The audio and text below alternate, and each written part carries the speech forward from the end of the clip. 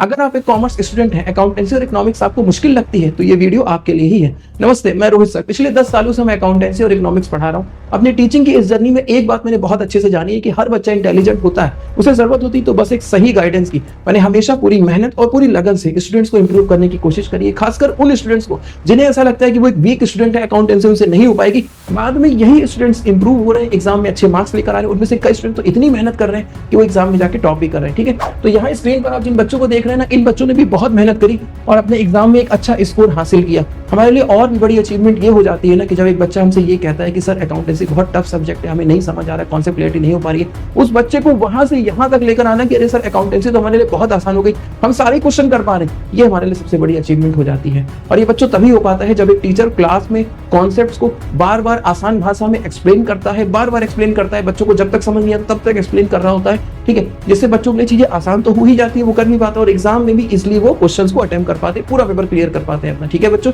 तो हमारा CS commerce एक ऐसा कॉमर्स इंस्टीट्यूट है जहां पर 9 to 12 all board, CBSE, ISC, ICSE and UP board के ऑल कॉमर्स सब्जेक्ट की क्लासेस मैं ही अटेंड करता हूं। अपने पर्सनल गाइडेंस से बच्चों को एग्जाम के लिए प्रिपेयर करता हूं।